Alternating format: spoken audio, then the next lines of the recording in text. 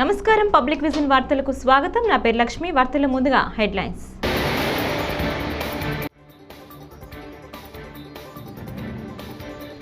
AP brand దెబ్బతీశారు. జగన్ చిట్టా బయటపెట్టిన చంద్రబాబు.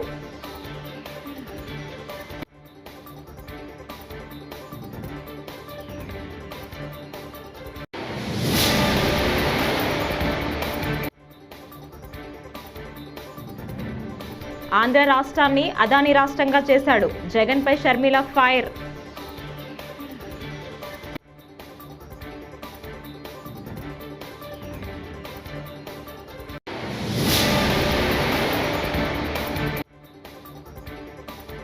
రాష్ట్ర చరిత్రలో మునిపెన్నడూ లేని విధంగా పీఎస్సీకి ఎన్నికలు నిర్వహించాల్సి రావటం దురదృష్టకరమని పెద్దిరెడ్డి రామచంద్రారెడ్డి.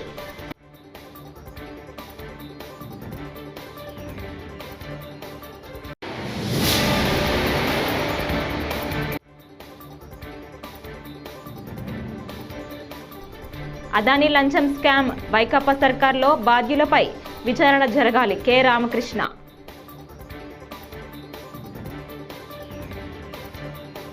ఈ డీటెయిల్స్ చూస్తే అదానీ కుంభకోణంపై ఏపీ శాసనసభలో హిట్ డిస్కషన్ జరిగింది.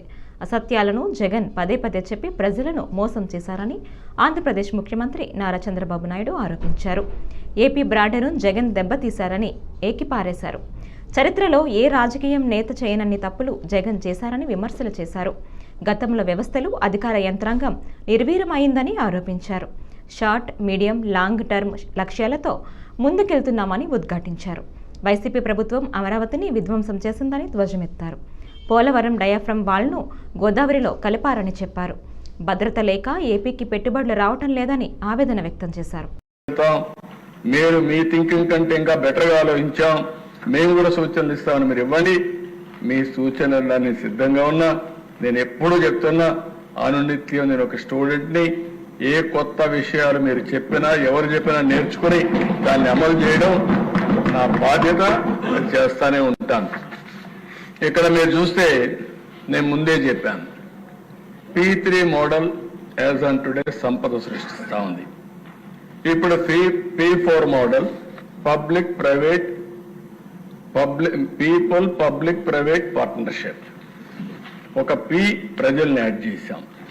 ప్రభుత్వం, ప్రజలు, అదే మరి ప్రైవేట్ అంటే ఏజెన్సీలు కానీ వ్యక్తులు కానీ పార్ట్నర్షిప్ పెట్టుకొని ఏ విధంగా పేదరిక నిర్మూలన చేయాలో ఆలోచించాల్సిన అవసరం ఉంది. ఇక్కడ మీరు చూస్తే ఏదైతే engagement Telugu diaspora or industries or successful people, high network individuals, ఎవరికైతే హై నెట్వర్త్ ఉంటుందో, డబ్బులు ఎక్కువ సంపాదిస్తున్నారో, తెలివిగా ఉన్నారో, అలాంటి వాళ్ళు టాప్ 10%ని బాటమ్ 10 to 20% అడాప్ట్ చేసుకోమంటున్నాం, మెంటరింగ్ చేయమంటున్నాం. ఈరోజు మనం ఇక్కడికి వచ్చాం. ఎవరి దయ వల్ల వచ్చాం? ప్రజల దయ వల్ల వచ్చాం. లంచాల కోసం ఆంధ్రప్రదేశ్ను జగన్మోహన్ రెడ్డి సొంత జాగిరిలా వాడుకున్నారని పీసీసీ అధ్యక్షురాలు షర్మిల ఆరోపించారు. హైదరాబాద్లో నిర్వహించిన మీడియా సమావేశంలో ఆమె మాట్లాడారు. విద్యుత్ ఒప్పందాల పేరిట అదానీ నుంచి జగన్ రెడ్డి 1,750 కోట్ల లంచం తీసుకునే వ్యవహారంపై ప్రభుత్వం విచారణ జరిపించాలని డిమాండ్ చేశారు. Data centre, submarine, Gangavaram, Krishnapatnam port సహా అదానీతో జరిగిన ఒప్పందాలన్నింటినీ రద్దు చేయాలని కోరారు. జగన్ అక్రమ సంపాదన కోసం అంతర్జాతీయ స్థాయిలో ఆంధ్రప్రదేశ్ పరువు తీయటం దారుణమని మండిపడ్డారు. ఏపీని బ్లాంక్ చెక్కిలా అదానీకి జగన్ రాసిచ్చారని ఆరోపించారు. Gautam Adani and his team కొన్ని అగ్రిమెంట్లు చేసుకున్నారు. భారతదేశంలో పవర్ సప్లై చేసే అగ్రిమెంట్లు చేసుకోవడానికి కొంతమంది కొన్ని రాష్ట్రాలకు చెందిన ఉన్నతమైన స్థలముల్లో ఉన్న అధికారులకు, అంటే ముఖ్యమంత్రులకు అన్న ఉద్దేశం వచ్చే రీతిలో లంచాలు ఇచ్చినట్టు, అది కూడా 2,100 కోట్ల రూపాయలు లంచాలు ఇచ్చినట్టు, దాంట్లో 86% 1,750 కోట్ల రూపాయలు ఆంధ్ర రాష్ట్ర ముఖ్యమంత్రికి జగన్మోహన్ రెడ్డి గారికి పేరొక్కటే చెప్పలేదు ఇచ్చినట్టుగా అభియోగాలు మోపారు.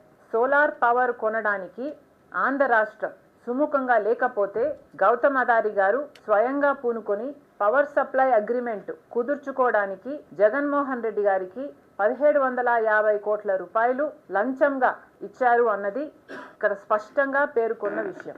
అగ్రరాజ్యమైన అమెరికా ఈ విషయం బయట పెడితే తప్ప అసలు మన దేశంలో, మన రాష్ట్రంలో ఇది జరుగుతుంది అని ఇంతవరకు బయటపడలేదు అంటే ఇది ఎంత అవమానకరం. అంటే మన దేశంలో ఉన్న సిబిఐ అయినా, ఈడీ అయినా, సెబీ అయినా, ఇన్కమ్ ట్యాక్స్ డిపార్ట్మెంట్లైనా ఇవన్నీ ఏం చేస్తున్నట్టు? ఈరోజు అంతర్జాతీయ స్థాయిలో మన భారతదేశంలో అవినీతి గురించి చర్చ జరుగుతుంది అంటే ఇది అవమానం కాదా? కాంగ్రెస్ ప్రభుత్వ తప్పిదాలను ఎత్తి చూపితే సీఎం రేవంత్ బ్లాక్మెయిల్ రాజకీయాలు చేస్తున్నారని మాజీ మంత్రి హరీష్ రావు ఆరోపించారు. సంగారెడ్డి జిల్లా ఆందోళ్ మండలం మాన్సాపల్లి గ్రామంలో పెద్దమ్మ తల్లి విగ్రహ ప్రతిష్టాపన కార్యక్రమానికి ఆయన ముఖ్య అతిథిగా హాజరయ్యారు. ఈ సందర్భంగా మీడియాతో మాట్లాడారు. రంగనాయక సాగర్ వద్ద ఇరిగేషన్ భూములు నేను తీసుకున్నానని సీఎం రేవంత్ చెబుతున్నారు. నేను రైతుల నుంచి 13 ఎకరాల పట్టా భూమి తీసుకుని ధరణి ద్వారా రిజిస్ట్రేషన్ చేసుకున్నాను. అందులో 1 గుంట ఇరిగేషన్ భూమి, ప్రభుత్వ భూమి ఉంటే దేనికైనా సిద్ధమని చెప్పారు. దగ్గరుండి భూమిని కొల్పిస్తా, సీఎం రేవంత్ వస్తారా అని సవాల్ విసిరారు. రాష్ట్రంలో ప్రభుత్వం వడ్ల కొనుగోలు విషయంలో పూర్తిగా విఫలమైంది. వ్యవసాయానికి పెట్టుబడి సాయం చేయలేదు. కనీసం వడ్లైనా కొనుగోలు చేసి రైతులకు మద్దతు ధర ఇస్తారేమోనని ఆశించాం. కానీ రాష్ట్ర వ్యాప్తంగా ఎక్కడ కూడా కొనుగోలు జరగక రైతులు 400-500 రూపాయలు తక్కువ ధరకు దళారులకు వడ్లు అమ్ముకున్నారు. అంటే ధాన్యం దళారుల పాలైపోయింది. మొదట్లో బాగా పంట పండింది, 90 లక్షల మెట్రిక్ టన్నుల వడ్లు కొట్టామని సివిల్ సప్లైస్ మంత్రి ఉత్తమ్ కుమార్ రెడ్డి గారు స్టేట్మెంట్ ఇచ్చారు. నిన్ననేమో సివిల్ సప్లైస్ కమిషనర్ చౌహాన్ గారు 70 లక్షల మెట్రిక్ టన్నుల వడ్లు కొంటామని ఆయన స్టేట్మెంట్ ఇచ్చారు. అంటే 20 లక్షల మెట్రిక్ టన్నులు ఎక్కడ పోయింది? మరి మధ్యలో 20 లక్షల మెట్రిక్ టన్నులు ఎక్కడ పోయినట్టు? అంటే దళారుల పాలైంది. నిజంగా ఈ 70 అన్న వస్తుందా అంటే అది కూడా డౌట్ఫుల్లే ఉంది. అంటే 40-50 లక్షల మెట్రిక్ టన్నులు దాటే పరిస్థితి లేదు. అంటే సగానికి సగం వడ్లు దళారుల పాలైంది. మీరు 500 బోనస్ అన్నారు. బోనస్ మాట దేవుడేరు కానీ 500 లోపలికి అయింది. బోనస్ రావాల్సిన రైతులకు 400-500 తక్కువ ధరకే దళారులకు అమ్ముకునే పరిస్థితి కలిగిందంటే ఇది పూర్తిగా రాష్ట్ర ప్రభుత్వం యొక్క వైఫల్యం. వరంగల్లో రైతు డిక్లరేషన్ లో 9 హామీలు ఇచ్చింది ప్రభుత్వం. 9లో ఒక్కటన్నా అమలైందా? రైతులకు 15,000 రైతు భరోసా అన్నారు, అమలు కాదు. వైకాపా ప్రభుత్వ హయాంలో విద్యుత్ ఒప్పందాల్లో అవినీతి జరిగిందని తాము గతంలోనే చెప్పినట్లు సిపిఐ రాష్ట్ర కార్యదర్శి కె రామకృష్ణ తెలిపారు. అదానీపై అమెరికాలో కేసు నమోదైన నేపథ్యంలో ఏపీలో ఈ వ్యవహారానికి సంబంధించి బాధ్యులపై సిట్టింగ్ జడ్జితో విచారణ జరిపించాలని ఆయన డిమాండ్ చేశారు. విద్యుత్ ఒప్పందాల్లో అదానికి వైకాపా ప్రభుత్వం లొంగిపోయిందని సిపిఐ ముందే చెప్పిందన్నారు. విద్యుత్ ఒప్పందాల్లో అవినీతికి పాల్పడిన అధికారులను గుర్తించి కఠిన చర్యలు తీసుకోవాలన్నారు. మన రాష్ట్రంలో జరిగిన విద్యుత్ ఒప్పందాల్లో పెద్ద ఎత్తున అవినీతి జరిగిందని చెప్పి ముందు నుంచి కూడా మేము ఆరోపిస్తా ఉన్నాం. ఇవాళ న్యూయార్క్ ఈస్టర్న్ డిస్ట్రిక్ట్ కోర్టులో కూడా అక్టోబర్ 24వ తేదీ నాడు కేసు నమోదైంది. ఆ కేసులో గౌతమ్ అదానీ, సాగర్ అదానీలు వీరు పెద్ద ఎత్తున లంచాలు ముట్టజెప్పి ప్రత్యేకించి విద్యుత్ ఒప్పందాల్లో సెకీ ద్వారా వాళ్ళు లబ్ధి పొందారని చెప్పి కూడా ఇవాళ స్పష్టంగా చెప్తా ఉన్నారు. ఇందులో క్లియర్గా చెప్తా ఉన్నారు, 1750 కోట్ల రూపాయలు ఆంధ్రప్రదేశ్ రాష్ట్రంలో వివిధ హోదాల్లో పనిచేస్తున్న అధికారులకు లంచాలు ముట్టజెప్పారు, తద్వారా లబ్ధి పొందారని చెప్పి కూడా ఇవాళ కేసులో వారు చెప్పడం జరిగింది. అంటే చివరికి అమెరికా లాంటి దేశంలో న్యూయార్క్ ఈస్టర్న్ కోర్టులో అక్కడ కేసు నమోదైందంటే మరి అది జరిగింది ఎక్కడ? ఆంధ్రప్రదేశ్లో జరిగింది. మేము ముందు నుంచి కూడా చెప్తా ఉన్నాం, అదానికి ప్రభుత్వం లొంగిపోయింది, జగన్మోహన్ రెడ్డి ప్రభుత్వం పూర్తిగా లొంగిపోయి రాష్ట్రాన్ని అప్పజెప్తా ఉన్నాడు అని కూడా మేము స్పష్టంగా చెప్పడం జరిగింది. ఇవాళ న్యూయార్క్ ఈస్టర్న్ కోర్టులోనే ఇది విచారణకు వచ్చిందంటే దాదాపు 6 మందికి వారు నోటీసులు కూడా ఇచ్చారు. అందులో గౌతమ్ అదానీ, సాగర్ అదానీ, వినీత్ జైన్, రంజిత్ గుప్తా, అదేవిధంగా సౌరభ్ అగర్వాల్, దీపక్ మల్హోత్రా అండ్ రూపేష్ అగర్వాల్ వీళ్ళందరిపైన కూడా కేసు నమోదైంది. వాళ్ళకు కూడా నోటీసులు ఇచ్చారు. కాబట్టి నేను ఇవాళ ముఖ్యమంత్రి గారిని విజ్ఞప్తి చేస్తా ఉన్నా, ఇవాళ రాష్ట్రాన్ని అదానికి దోచిపెట్టడానికి జరిగిన ప్రయత్నాలన్నిటిపైన కూడా సమగ్రమైన విచారణ జరగాలి. అదేవిధంగా ఈ 1750 కోట్ల రూపాయలు రాష్ట్ర చరిత్రలో మునిపెన్నడూ లేని విధంగా ప్రజాపద్దుల కమిటీ పీఎస్సీకి ఎన్నికలు నిర్వహించాల్సి రావటం దురదృష్టకరమని వైఎస్ఆర్సీపీ ఎమ్మెల్యే పెద్దిరెడ్డి రామచంద్రారెడ్డి అన్నారు. ఇలాంటి పరిస్థితుల్లో ఎన్నికలను బహిష్కరిస్తున్నట్లు పార్టీ తరపున శుక్రవారం ఆయన ప్రకటించారు. ఇప్పటి వరకు ప్రతిపక్షానికి పీఎస్సీ చైర్మన్ పదవి ఇవ్వటం ఆనవాయితీగా వస్తోంది. కానీ కూటమి ప్రభుత్వం ఆ ఆనవాయితీకి విరుద్ధంగా చేస్తోంది. అందుకే ఈ ఎన్నికలను బాయ్కాట్ చేస్తున్నాం. గతంలో సభ్యుల సంఖ్యతో సంబంధం లేకుండా పీఎస్సీ ప్రతిపక్షానికే ఇచ్చారు. ప్రతిపక్ష హోదా లేని పార్టీలకు కూడా అనేకసార్లు పదవి అప్పగించారని అన్నారు. అనేక పార్లమెంట్లో కూడా 1950లో జనవరి 26 ఒక అమెండ్మెంట్ జరిగింది. ఆర్టికల్ 309 బ్రాకెట్లో ఐ అని చెప్పి ఆ ఆర్టికల్ ప్రకారం కూడా ప్రతిపక్షానికి ఇవ్వాలని వాళ్ళు మార్పు చేసి అనేక మంది కేవలం ప్రతిపక్ష సభ్యుడి హోదా, ప్రతిపక్ష నాయకుడి హోదా లేని పార్టీలకే ఈ పీఎస్సీ చైర్మన్ పదవిని ఇస్తా వచ్చారు. ఉదాహరణకు బీజేపీకి ఇద్దరు సభ్యులుంటే 1981-82లో శ్రీ సతీష్ అగర్వాల్ అని చెప్పి వారికి ఈ పీఎస్సీ చైర్మన్ పదవిని పార్లమెంట్లో ఇవ్వడం జరిగింది. ఈ విధంగా అనేక మంది 20 మంది 30 మంది ఉండే సభ్యులకు కూడా పార్లమెంట్లో ప్రతిపక్ష నాయకుడి హోదా లేని పార్టీలకు కూడా ఈ పీఎస్సీ చైర్మన్గా అనేక పర్యాయాలు ఇచ్చారు. మరి ఏపీ అసెంబ్లీ ప్రాంగణంలో ఆసక్తికర పరిణామం చోటు చేసుకుంది. డిప్యూటీ సీఎం పవన్ కళ్యాణ్ను వైకాపా ఎమ్మెల్సీ బొత్స సత్యనారాయణ ఆలింగనం చేసుకున్నారు. అసెంబ్లీ వెలుపల పవన్ కారు ఎక్కేందుకు వస్తుండటం చూసి వైకాపాకు చెందిన ఎమ్మెల్యే పెద్దిరెడ్డి రామచంద్రారెడ్డి ఎమ్మెల్సీలు పక్కకు వెళ్లిపోయారు. అదే సమయంలో బొత్స సత్యనారాయణ ఎదురుగా నిలబడి పవన్కు నమస్కారం పెట్టారు. బొత్స స్పందన చూసి పవన్ ఆయనకు ఎదురెళ్లారు. దీంతో బొత్స కూడా వెళ్లి ఆలింగనం చేసుకున్నారు. పవన్ బొత్స భుజంపై తట్టి మర్యాదపూర్వకంగా కరచాలనం చేసి వెళ్లారు.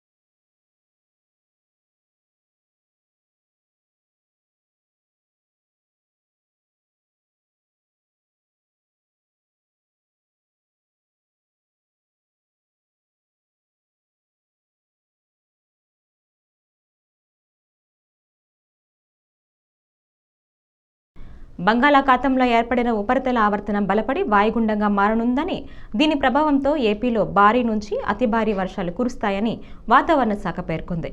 ముఖ్యంగా కోస్తాంధ్ర జిల్లాల్లో భారీ వర్షాలు కురిసే అవకాశం ఉందని ఐఎండీ అలర్ట్ ప్రకటించింది. ప్రస్తుతం దక్షిణ అండమాన్ సమీపంలో ఉపరితల ఆవర్తనం కొనసాగుతోందని, ఇది శనివారం నాటికి అల్పపీడనంగా మారే అవకాశం ఉందని తెలిపింది.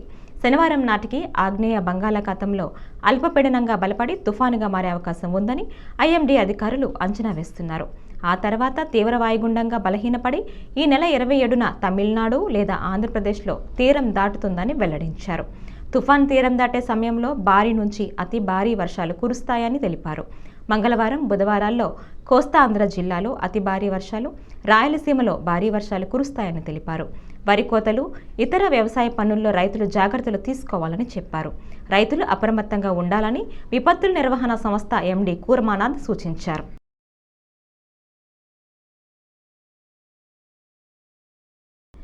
ప్రభాస్ ఎవరో తనకి ఇప్పటికీ తెలియదని ఏపీ కాంగ్రెస్ అధ్యక్షురాలు వైఎస్ షర్మిల స్పష్టం చేశారు. ఏపీ మాజీ సీఎం జగన్కు పారిశ్రామికవేత్త గౌతమ్ అదానీ 1,750 కోట్ల లంచం ఇచ్చినట్లు అమెరికా ఏజెన్సీల దర్యాప్తులో వెల్లడైన నేపథ్యంలో ఆమె విలేకరుల సమావేశంలో మాట్లాడారు. బాలకృష్ణ గారి నివాసంలో ఉన్న ఐపీ అడ్రస్ నుంచి నాపై తప్పుడు ప్రచారం జరిగిందని కేసు పెట్టినట్లు జగన్ ఇటీవల ఎంటర్టైనింగ్గా చెప్పారు. మీకు నిజంగానే చెల్లెలిపై ప్రేమ ఉంటే బాలకృష్ణ నివాసంలోని సిస్టమ్ ఐపీ అడ్రస్ నుంచి తప్పుడు ప్రచారం జరిగిందని నమ్మితే 5 ఏళ్లు సీఎంగా ఉండి మీరేం గాడిదలు కాశారు? బాలకృష్ణ మీద ఎందుకు విచారణ చేపట్టలేదు? మీరిప్పుడు చెల్లెలిపై ప్రేమ ఉన్నట్లు మాట్లాడుతున్నారు. ప్రభాస్కు నాకు సంబంధం ఉందని, నాపై జరిగిన అసత్య ప్రచారంపై నేను కేసు పెట్టిన వెంటనే ఎందుకు స్పందించలేదు అని షర్మిల మండిపడ్డారు. జగన్మోహన్ రెడ్డి గారు మొన్న నేను బాలకృష్ణ గారి బిల్డింగ్ నుంచి ఐపీ అడ్రస్ నుంచి నా మీద తప్పుడు ప్రచారం జరిగింది అని కేసు పెట్టాను, కావాలంటే నా మాటల్లోనే వినండి అని జగన్మోహన్ రెడ్డి గారు చాలా ఎంటర్టైనింగ్ గా ఒక వీడియో క్లిప్ని కూడా అందరికీ చూపించడం జరిగింది. చాలా సంతోషం. కానీ జగన్మోహన్ రెడ్డి గారు మీకు నిజంగానే చెల్లెల మీద ప్రేమ ఉండుంటే మీకు బాలకృష్ణ గారో లేక బాలకృష్ణ బిల్డింగ్ ఐపీ అడ్రస్ నుంచో మీ చెల్లెల మీద తప్పుడు ప్రచారం జరిగింది అని మీరు నమ్మింటే, మీకు తెలుసుంటే, మరి మీరు 5 సంవత్సరాలు ముఖ్యమంత్రిగా ఉన్నారు కదా, ఆ ఇష్యూ జరిగిన తర్వాత 5 సంవత్సరాలు మీరు ముఖ్యమంత్రిగా ఉండి ఏం గాడిదలు కాశారండి? ఎందుకు ఎంక్వైరీ వేయలేదు బాలకృష్ణ మీద? మీరు ఇప్పుడు చెల్లెల మీద ప్రేమ ఉన్నట్టు మీరు మాట్లాడుతున్నారే. మీకు నిజంగానే చెల్లెల మీద ప్రేమ ఉంటే ఏ ఇష్యూ అయితే బాలకృష్ణ బిల్డింగ్ నుంచి అప్పుడు జరిగిందో ప్రభాస్కు నాకు సంబంధం ఉంది అని, అదే ఇష్యూని గత 5 సంవత్సరాలలో మీ సైతాన్ సైన్యం మీ సోషల్ మీడియాలో మీరు వాడుకోలేదా? నేను ఏ రోజైతే కేసు పెట్టానో, ఇలా జరిగింది, నా మీద తప్పుడు ప్రచారం జరుగుతుంది అని ఏ రోజైతే కేసు పెట్టానో ఆ రోజే నేను ప్రభాస్ అన్న వ్యక్తిని ఇంతవరకు చూడలేదు అని చెప్పాను. ఈ రోజుటికి కూడా నాకు ప్రభాస్ అంటే ఎవడో తెలియదు.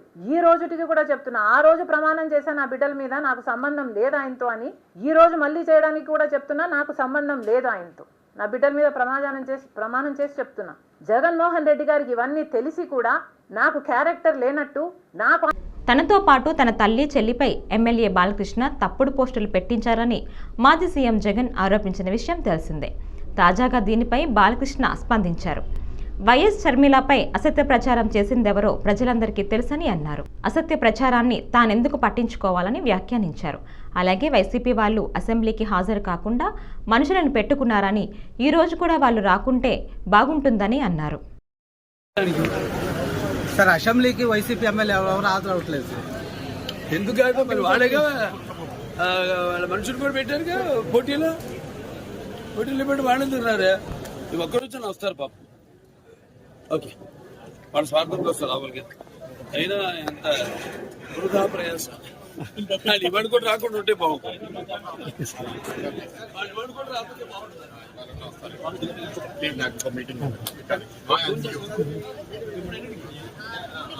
సార్, షర్మిలపై మీద అసత్య ప్రచారం చేస్తున్నారు. షర్మిలపై మీద అసత్య ప్రచారం చేస్తున్నారు ఆరోపిస్తున్నాడు సార్ జగన్. అంటే వాళ్ళు పట్టించుకోనప్పుడు నేను ఎందుకు పట్టించుకోలే? నంద్యాల జిల్లా మహానందిలో కార్తీక మహోత్సవాలు వైభవంగా కొనసాగుతున్నాయి. ఈ సందర్భంగా ఆలయ ఈవో శ్రీనివాస్ రెడ్డి మహానంది కార్యాలయంలో శుక్రవారం సమావేశం ఏర్పాటు చేశారు. ఈ నెల 29న లక్ష బిల్వార్చన, 30న లక్ష కుంకుమార్చన కార్యక్రమాలు నిర్వహిస్తున్నామని తెలిపారు. భక్తులందరూ పాల్గొని ఈ కార్యక్రమాలను విజయవంతం చేయాలని కోరారు. భక్తులకు ఎలాంటి అసౌకర్యాలు కలగకుండా అన్ని ఏర్పాట్లు పూర్తి చేశామని తెలిపారు.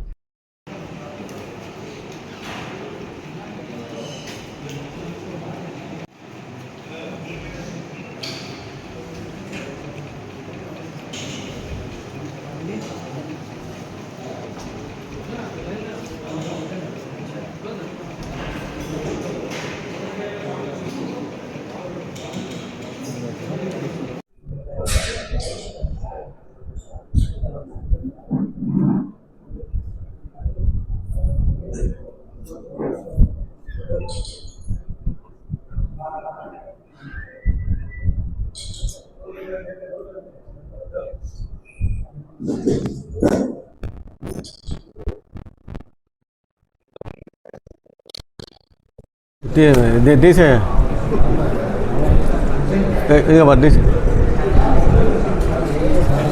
మహానందీశ్వరాయ కార్తీక మాసం మొదటి వారం నుంచి కూడా భక్తులు అధిక సంఖ్యలో వస్తున్నారు. వచ్చేటువంటి భక్తులకు ఎలాంటి అసౌకర్యం లేకుండా దేవస్థానం తరపున అన్ని ఏర్పాటు చేయడం జరిగింది. వాళ్ళకు ఉదయం ప్రతి ఆదివారం సోమవారం కూడా భక్తులు ఎక్కువగా వస్తున్నారు కాబట్టి వాళ్ళకు మొన్న పౌర్ణమి కూడా అంతా బాగా చేశారు. మా సిబ్బంది కానీ, మా అర్చక స్వాములు కానీ, వేద పండితుల వారు కానీ. అలాగే లైటింగ్ పది సంవత్సరం మాదిరిగా కాకుండా ఈ సంవత్సరం కొత్తగా లైటింగ్ కూడా దేవాలయానికి ఏర్పాటు చేయడం జరిగింది. అలాగే కొత్తగా గంగా హారతులు కూడా ప్రతి సోమవారం ఇస్తున్నాము. అలాగే రేపు 29వ తారీఖు నాడు లక్ష బిల్వార్చన ఉంటుంది. లక్ష బిల్వార్చన దాతల ద్వారా నిర్వహిస్తున్నాము. ఈ లక్ష బిల్వార్చన కార్యక్రమంలో 50 మంది భక్తులు పాల్గొనవలసిందిగా కోరుతున్నాము. అలాగే 30వ తారీఖు నాడు లక్ష కుంకుమార్చన ఉంటుంది. ఈ రెండు కార్యక్రమాలు కూడా రేపు 29, 30 తారీఖులు ఉన్నాయి కాబట్టి భక్తులందరూ కూడా స్వామివారి అమ్మవారిని దర్శించుకొని ఈ కుంకుమార్చన లక్ష బిల్వార్చన కార్యక్రమంలో పాల్గొనవలసిందిగా కోరుతున్నాము. ఇంకా రాబోయే 6 సోమవారాలు కూడా భక్తులు ఎక్కువ వస్తారు కాబట్టి వాళ్ళకి ఎలాంటి ఇబ్బంది కలగకుండా కూడా అన్ని ఏర్పాటు చేయడం జరిగింది. బాపట్ల మండలం సూర్యలంక అడవి పంచాయతీలోని 20 సంవత్సరాల నుంచి నివాసం ఉంటున్న 20 కుటుంబాల గిరిజనులకు గత ప్రభుత్వంలో ఇళ్ల స్థలాలు ఇవ్వకుండా కాలయాపన చేశారని అఖిల భారత దళిత గిరిజనుల సంక్షేమ సంఘం బాపట్ల జిల్లా అధ్యక్షులు పర్రె కోటయ్య, కచ్చర్ల వినయరాజు పేర్కొన్నారు. శుక్రవారం జిల్లా కలెక్టర్ వెంకట మురళికి వినతి పత్రం అందించి మీడియాతో మాట్లాడారు. అధికారులు స్పందించి గిరిజనులకు న్యాయం చేయాలని డిమాండ్ చేశారు. అందరికీ నమస్కారం అండి. ఈరోజు బాపట్ల జిల్లా కలెక్టర్ గారు వెంకట మురళి గారు చాలా అద్భుతమైన కార్యక్రమానికి శ్రీకారం చుట్టారు. ఎందుకంటే ఎస్టీల కోసం ప్రత్యేకంగా ఒక గ్రీవెన్స్ పెట్టేసి వాళ్ళని ఒక ప్రత్యేకంగా వాళ్ళ కోసం, వాళ్ళ సమస్యల కోసం ప్రత్యేకమైన గ్రీవెన్స్ పెడతాం కూడా మేము దాన్ని ఎంతో హర్షిస్తున్నాం. ఈ ముందుగా ఈ సూర్యలంకలో ఉన్న ప్రజలు ఎస్టీలు ఎవరైతే ఉన్నారో ఇప్పటి నుంచి సమస్య కాదు, గత ప్రభుత్వంలో వైసీపీలో ఉన్నప్పుడు కూడా వీళ్ళ మీద అనేకమైన అరాచకాలు జరిగినాయి. కానీ ఈ సూర్యలంకలో ఉంటున్న ఎవరైతే ఎస్టీలు ఉన్నారో వాళ్ళకి అసలు మౌలిక సదుపాయాలు పూర్తిగా లేవు. ఉండటానికి ఇల్లు లేదు, తాగడానికి నీళ్ళు లేదు, అదేవిధంగా కరెంటు కూడా లేదు. అక్కడ చూస్తే ఒక భయంకరమైన వాతావరణం ఉంటుంది, మండ్రగబ్బిలాలు, అదేవిధంగా అడవి దోమలు కూడా ఉంటాయి. అలాంటి పరిస్థితుల్లో వీళ్ళు జీవిస్తున్నారంటే, ఈ ఆధునిక ప్రపంచంలో కూడా వాళ్ళు జీవిస్తున్నారంటే ఇది ఎంతో దుర్మార్గమైన విషయం అని చెప్పేసి ఈ యొక్క ప్రెస్ మీట్ ద్వారా తెలియజేస్తున్నాం. మరి ముఖ్యంగా బాపట్ల జిల్లా కలెక్టర్ గారు వీళ్ళ కోసం ఒక ప్రత్యేకమైన గ్రీవెన్స్ పెడతాం కూడా మంచి శుభపరిణామని తెలియజేస్తున్నాను. మరి వీళ్ళ సమస్యలు వెంటనే నేను అమలు చేస్తానని చెప్పేసి మాకు అభయం ఇవ్వటం జరిగింది. అదేవిధంగా వీళ్ళకి ఏమైతే కావాలో అవి మొత్తం ఈ యొక్క అర్జీని ఎండాస్ చేస్తూ మన ఆర్డీఓ గారికి పంపడం జరుగుతుంది. మరి ఈ యొక్క కార్యక్రమం మొత్తం ఆర్డీఓ గారు చర్యలు తీసుకుంటారని చెప్పేసి ఈ సమావేశం తెలియజేస్తూ, మరీ ముఖ్యంగా కలెక్టర్ గారికి ఈ యొక్క ఎస్టీల కోసం ప్రత్యేకంగా ఒక గ్రీవెన్స్ పెట్టినందుకు ధన్యవాదాలు తెలుపుకుంటూ జై భీమ్, జై భారత్. కేంద్ర సహాయక మంత్రి Raksha Nikhil Khadse, NCBC chairman Hansraj Ahir, MP Srikanth Shinde కుటుంబ సభ్యులతో శుక్రవారం ఉదయం శ్రీవారి అభిషేక సేవలో పాల్గొన్నారు. ముందుగా కేంద్ర మంత్రికి టీటీడీ అధికారులు దర్శనం ఏర్పాట్లు చేశారు. దర్శనం అనంతరం ఆమెకు అధికారులు తీర్థ ప్రసాదాలను అందజేశారు.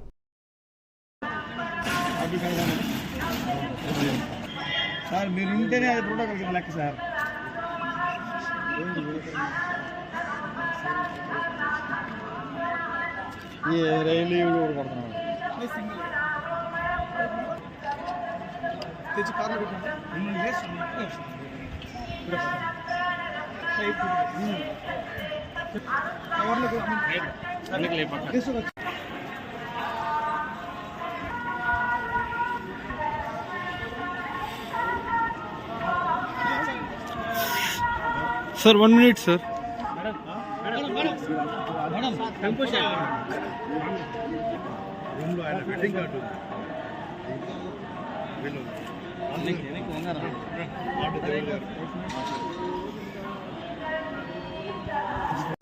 సార్ ఒకనే తీసుకోవాలి, మరి కావాలి మీరు తీసుకోవాలి. సరే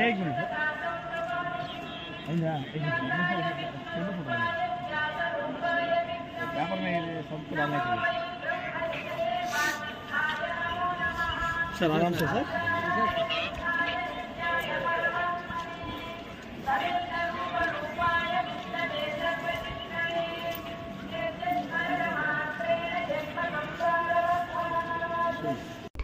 మత్స్యకారుల అభ్యున్నతికి ప్రభుత్వం కట్టుబడి ఉందని, జిల్లాల్లో ఆక్వా రంగాన్ని ప్రభుత్వం సహకారంతో అభివృద్ధి చేస్తామని, ఫ్లేమింగో ఫెస్టివల్ ఘనంగా నిర్వహిస్తామని తిరుపతి జిల్లా కలెక్టర్ డాక్టర్ ఎస్ వెంకటేశ్వర్ అన్నారు.